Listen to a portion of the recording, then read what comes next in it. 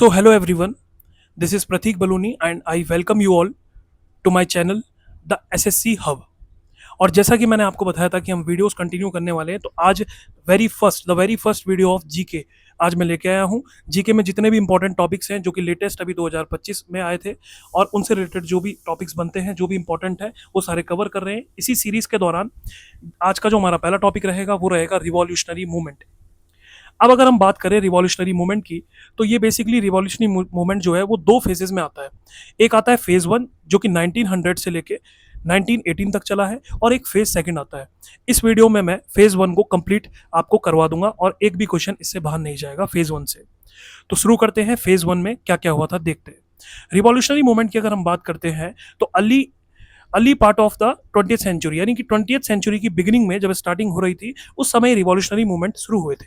Revolutionary movement के जो mainly active area थे जहां पे ये रिवॉल्यूशनरी मूवमेंट्स ज़्यादा हो रहे थे, मेजर पोर्शन में हो रहे थे, वो थे बंगाल में, महाराष्ट्र में, पंजाब में और मद्रास में। ये चार लोकेशन ऐसी है जहां पे रिवॉल्यूशनरी मूवमेंट बहुत ज़्यादा हो रहे थे। Revolutionaries were not satisfied with the method of both moderates and extremist, यानी रिवॉल्यूशनरी लोग जो थे वो ना तो मॉडरेट से सेटिस्फाइड थे और ना ही एक्सट्रीमिस्ट से सेटिस्फाइड थे। मॉडरेट्स यानी कि नरम दल वाले, मॉडरेट्स का मतलब हो गया मॉडरेट्स का मतलब हो गया नरम दल। एक सेकेंड रुकिएगा। मॉडरेट्स जैसे हम देखें, ठीक है, तो मॉडरेट्स की अगर हम बात करते हैं तो मॉडरेट्स में जैसे हमारा आ जाता है नरम दल वाले, और एक्सट्रीमिस्ट में आ जाते हैं गरम दल वाले। ठीक है, तो इन दोनों की विचारधाराओं से ये प्रभावित नहीं हुए, और रिवॉल्यूशनरी मूवमेंट्स जितनों ने भी स्टार्ट किए वो थोड़ा अलग विचारधारा के थे इन दोनों से भी। तो इस वजह से जब वो अलग थे तो उन्होंने क्या करा, स्टार्ट कर दी सीक्रेट ऑर्गेनाइजेशंस, यानी अपनी कुछ सीक्रेट ऑर्गेनाइजेशंस बनाई। सीक्रेट क्यों बनाई? क्योंकि सीक्रेट इसलिए क्योंकि ताकि इनको कोई भी इंटरफेरेंस ना हो पाए, इनको मतलब पुलिस वगैरह ना पकड़ पाए, इस वजह से सीक्रेट ऑर्गेनाइजेशन ये रखते थे। बात करते हैं सबसे स्टार्टिंग में मद्रास से। तो मद्रास की बात करें तो मद्रास में एक बहुत ही इंपॉर्टेंट एसोसिएशन बनती है जिसका नाम था भारत माता एसोसिएशन, जो कि नीलकांत ब्रह्मचारी ने जो है फाउंड करी थी। नीलकांत ब्रह्मचारी ने भारत माता एसोसिएशन बनाई मद्रास में। इंपॉर्टेंट फैक्ट है। अगर महाराष्ट्र की बात करें तो महाराष्ट्र में जो रिवॉल्यूशनरी मूवमेंट जो शुरू किए थे वो चित्पावन ब्राह्मण्स ने शुरू किए थे। चित्पावन ब्राह्मण्स ने कहाँ पे शुरू किए थे? मद्रास में, पूना में। ठीक है, तो यहाँ पे चित्पावन ब्राह्मण्स ने जो है रिवॉल्यूशन शुरू किया था।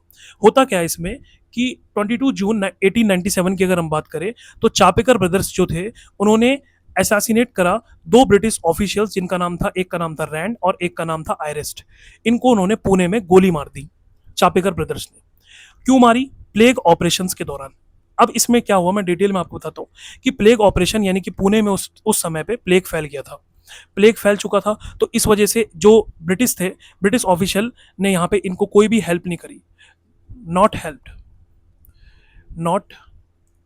हेल्प्ड, यानी ब्रिटिश ऑफिशियल जो थे उन्होंने यहाँ पे पुणे में कुछ भी हेल्प नहीं करी। इस वजह से नाराज होकर चापेकर ब्रदर्स ने दो ऑफिशियल्स को मार गिराया, और ये 22 जून 1897 की घटना थी।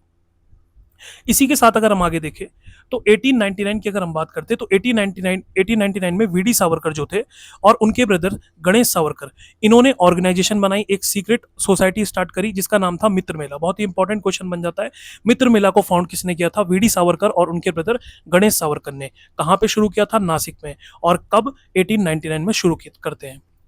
बात करते हैं 1904 की, तो अगर 1904 में देखें तो वीडी सावरकर ने एक और ग्रुप बनाया, एक और ग्रुप बनाते जिसका नाम था अभिनव भारत। तो अभिनव भारत की स्थापना जो है किसने करी थी? वीडी सावरकर ने 1904 में इसको एस्टेब्लिश किया था। अब अगर हम देखें 1904 के बाद 1909 में क्या हुआ था कि 1909 में मेंबर था अभिनय भारत का ही एक आदमी, एक व्यक्ति जो कि इस अभिनय भारत ग्रुप का मेंबर था। उन्होंने क्या करा कि उन्होंने जैक्सन, जो एक जज थे, नासिक में जज थे, उनकी हत्या कर दी। ठीक है, तो जो 1909 में जो अभिनय भारत के एक मेंबर थे जिनका नाम भी मैं बता देता हूं, उनका नाम था अनंत कानारे। 1909 में अनंत कानारे जो कि अभिनय भारत से बिलोंग करते थे, उन्होंने एक जैक्सन नाम के जज की हत्या कर दी नासिक में। Savarkar was later sent to Andaman cellular jail, Kala Pani. क्यों करी? क्योंकि इसमें जो सावरकर कौन से हैं? गणेश सावरकर की बात हो रही है।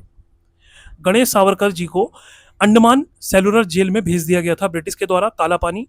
इस वजह से अनंत कानारे ने रिवेंज लेते हुए जैक्सन जज की हत्या कर दी। फिर अगर बात करें बंगाल की, तो बंगाल में अगर हम देखें तो youth started individual action and cult of bomb. Bengal में क्या हो रहा था कि यूथ जो था, जितना भी यूथ था हमारा, वो इंडिविजुअल एक्शंस कर रहे थे, यानी कि अकेला ही काम कर रहे थे, अकेले वो काम कर रहे थे अकेले। और किसके दम पे कर रहे थे? बॉम्ब्स की दम पे कर रहे थे, बॉम्ब्स की दम पे रिवॉल्यूशन लेके आ रहे थे अकेले ही बंगाल में। बंगाल की बात करें तो बहुत ही इंपॉर्टेंट आता है, 1902 की बात करते हैं। 1902 में अनुशीलन समिति बनी थी।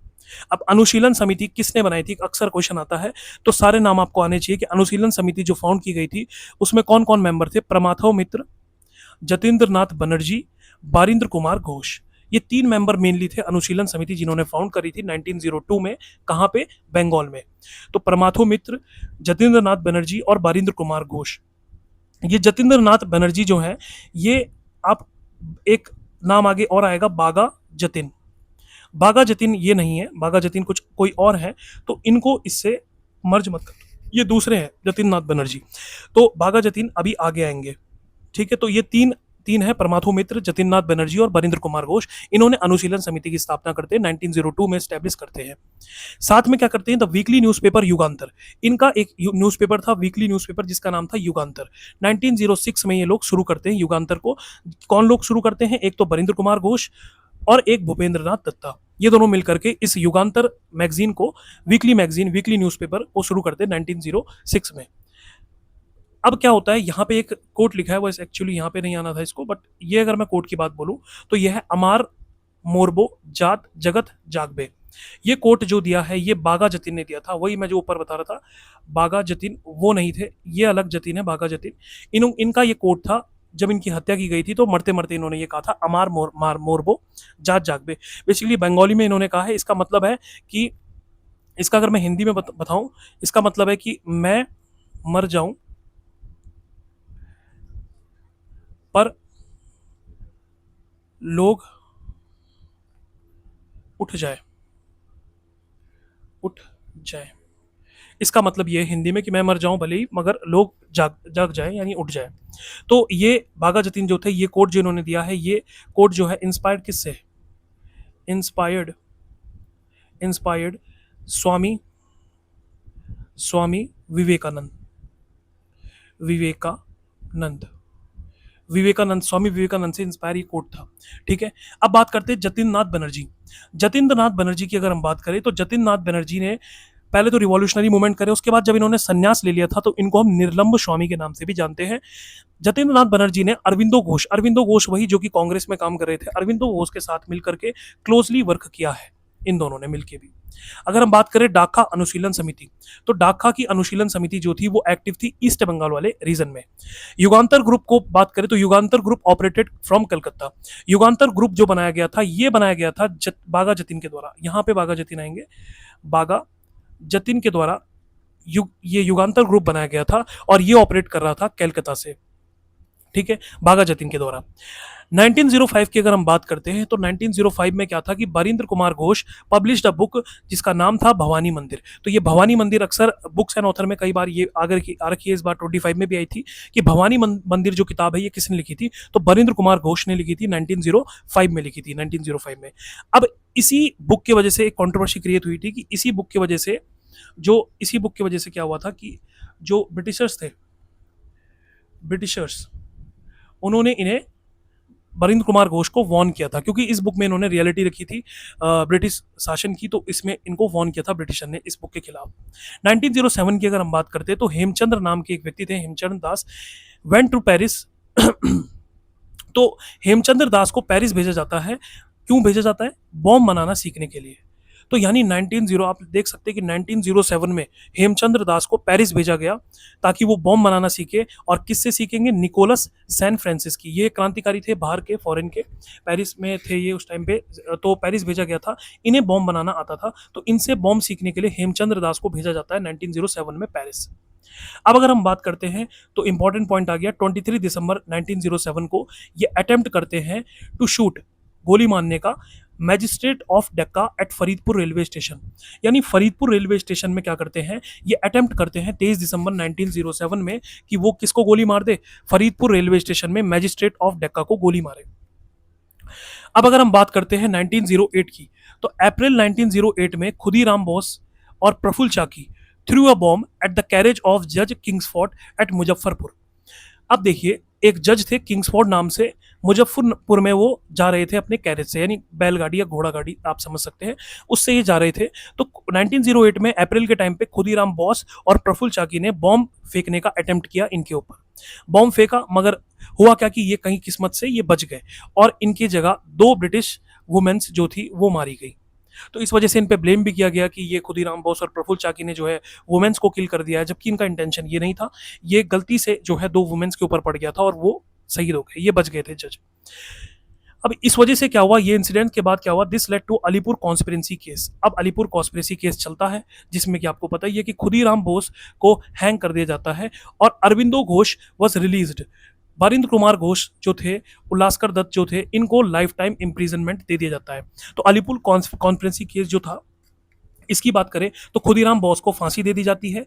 अरविंदो घोष जो थे, जो घोष ब्रदर्स थे, उन दोनों पे कार्रवाई की जाती है। इसमें घोष ब्रदर्स में वरिंद्र कुमार घोष को तो लाइफ टाइम इम्प्रिजनमेंट मिल जाता है, उल्लासकर दत्त को भी मिल जाता है, मगर जो अरविंदो घोष थे ये बच जाते हैं। और इनको किसने बचाया था, सीआर दास, चित्तरंजन दास जी ने, इनकी जो ये वकील थे, तो इनके लिए जो केस लड़ा था वो सीआर दास ने लड़ा था और सीआर दास ने अरविंदो घोष को बचा दिया था। सीआर दास की अगर बात करें तो इन्हें देश बंधु भी कहते हैं,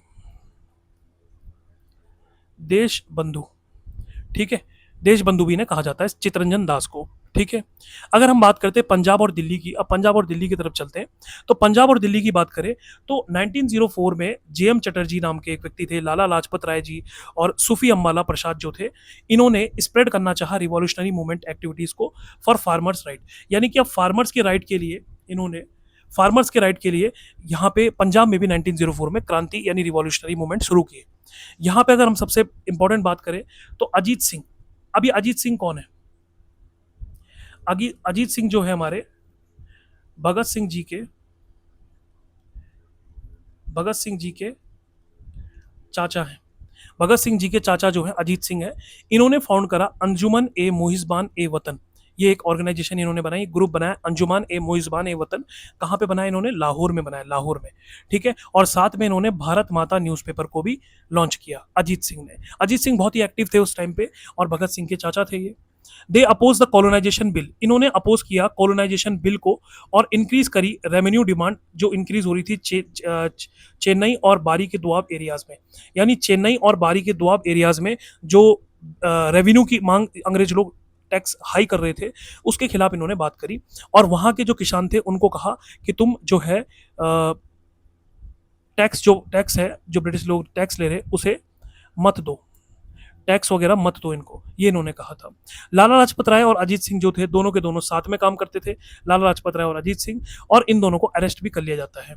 पर जब ये छूट जाते हैं अजीत सिंह, तो अजीत सिंह फिर भी उसके बाद अंडरग्राउंड होके ये काम करते रहते हैं, रिवोल्यूशनरी वाला काम ये करते रहते हैं। अगर बात करते हैं ऑन 23 दिसंबर 1912 की बात करें तो रास बिहारी बोस जो थे और सचिन सन्याल जो थे, सचिन सन्याल, इन्होंने बॉम्ब फेंक दिया किस पे, वाइस रॉय पे। ये सबसे बड़ा इंपॉर्टेंट फैक्ट बन जाता है कि वाइस रॉय पे ही बॉम्ब फेंकने का अटेम्प्ट किसने करा, इतना भयंकर काम कि वाइस रॉय जो उस टाइम पे थे हमारे कौन थे, लॉर्ड हैडगिंग। तो लॉर्ड हैडगिंग उस टाइम पे वाइस रॉय थे, उन पे बॉम्ब फेंकने का अटेम्प्ट किया था रास बिहारी बोस ने और सचिन सन्याल ने।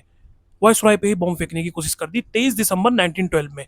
कैसे हुआ था 1912 की अगर हम इंपॉर्टेंट बात रखें, 1912 में हमारी यहाँ पे एक क्वेश्चन और बन सकता है कि न्यू दिल्ली जो थी वो हमारी कैपिटल बन रही थी, कैपिटल।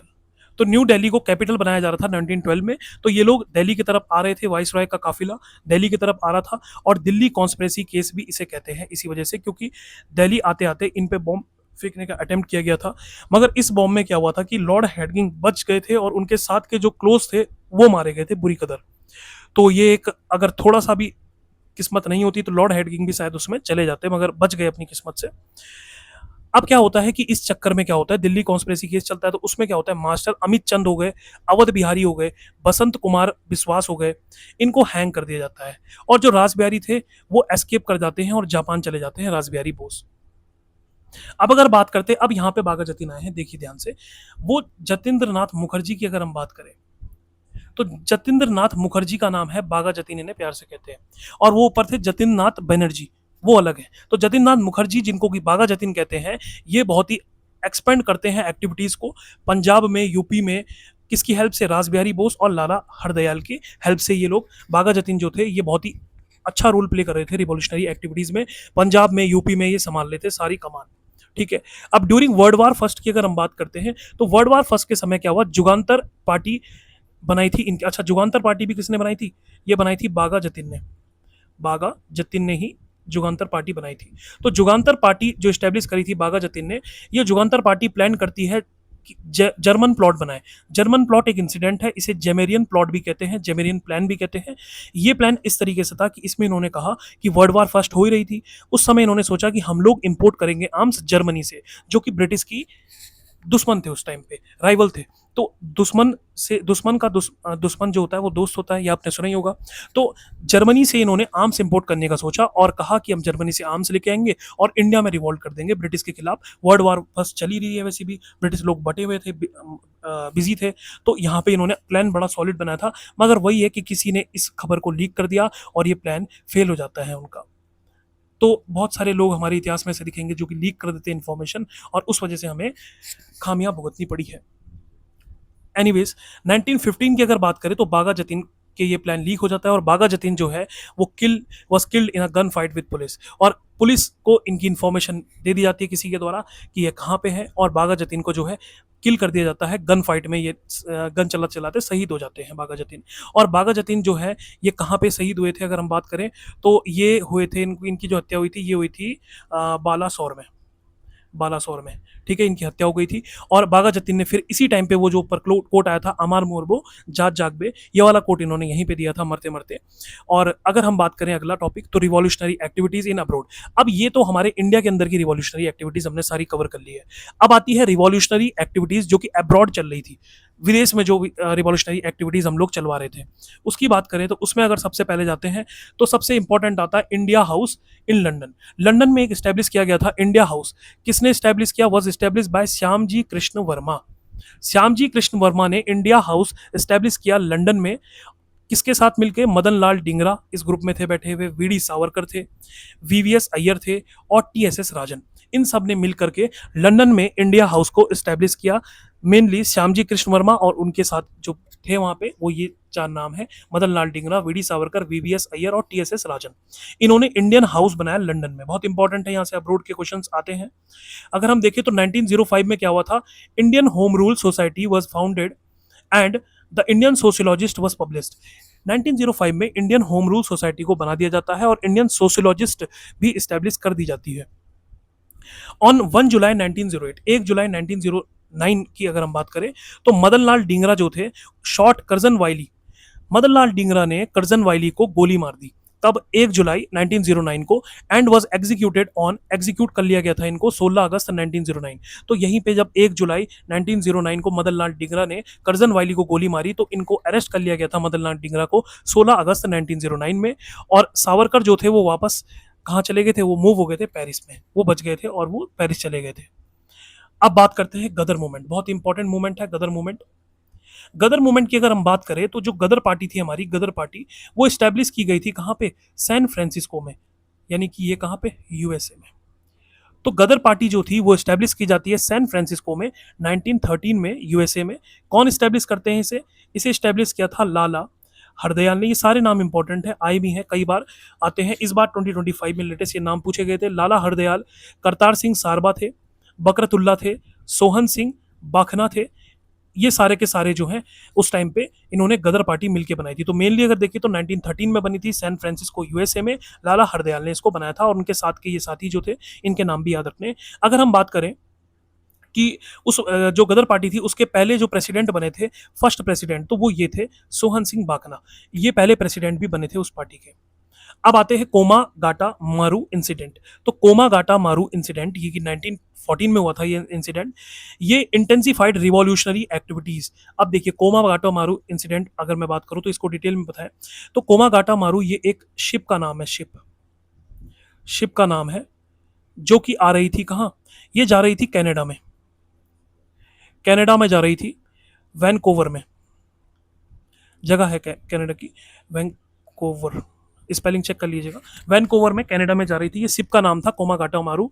तो ये कम से कम 350 पैसेंजर्स लेके आ रही थी, जिसमें कि मेनली कौन थे, पंजाबी यानी हमारे सिख भाई और हमारे मुस्लिम्स लोग, मुस्लिम भाई लोग, मुस्लिम्स भी थे और पंजाबी भी थे। इसमें 350 की संख्या में आप ये लोग बेचारे जा रहे थे इस शिप से। और इनका जो लोकेशन थी जाना चाह रहे थे, ये जा रहे थे कनाडा में, वैनकोवर में। होता क्या है कि वैनकोवर में कनाडा गवर्नमेंट ने इनको आने से मना कर दिया।